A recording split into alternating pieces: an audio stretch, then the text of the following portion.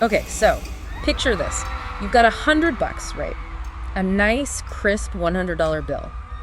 And the challenge is you have to spend it on one concert ticket.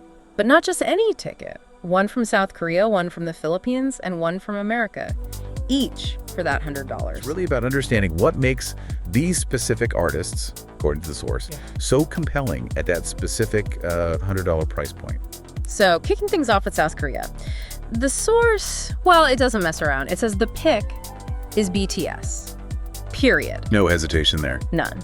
And the reasoning they give is pretty vivid. It says, whether you're way up in the back or right at the front. Doesn't matter where your seat is. Right. You get world-class production, insane choreography, and vocals that will, quote, shake your soul. Wow. Yeah, that's a heck of a promise for $100, isn't it? Especially for, a group that massive globally. It really is. So for $100, the source is basically saying you're buying into this consistently overwhelming experience. From that huge crafted spectacle of K-pop, the source then seems to pivot pretty hard, actually, towards the Philippines. What's the story with SB19? Well, this is where you see that fascinating contrast and what unforgettable can mean. Yeah. Right. For SB19, the source points straight at their raw live vocals every time. It actually says, no lip sync, no shortcuts, just pure talent, energy, and heart. No shortcuts. Exactly. But just as important, it adds this detail. They connect with the audience like you're part of the family. So it suggests the value here is built on, authenticity and this really deep, almost personal bond with the fans. No lip sync, no shortcuts line.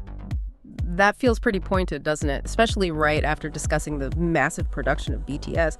Is the source sort of positioning that as like a deliberate choice against the grain, or just saying that's SB19's core strength? I think it comes across more as a core strength, almost a statement of their artistic integrity, something that really clicks with their audience. Okay. So while BTS might create this huge shared experience through spectacle, SB19 seems to foster this shared but much more personal feeling through just, raw performance. Right. That family part really suggests that for your $100, you're kind of investing in belonging, in genuine interaction.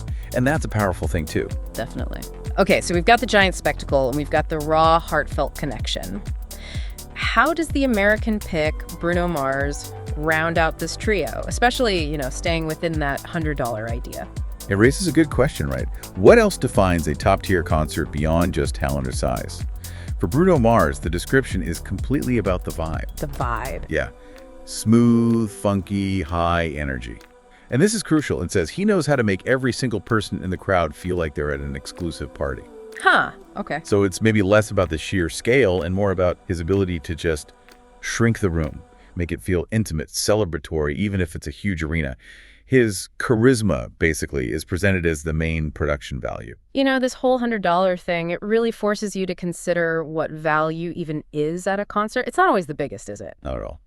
So, okay, we've walked through these fascinating arguments. BTS in South Korea, world-class production, insane choreography, soul-shaking vocals.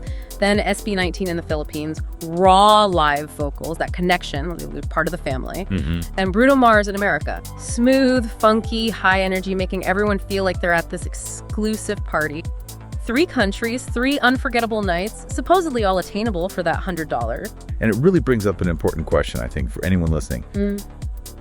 What do you value most when you go to a live show? Exactly. So, given these insights, these different flavors of unforgettable offered for just $100, the real question we want to leave you with is, considering what makes each of them unique, which of these concert experiences would you choose? Which one calls out to you?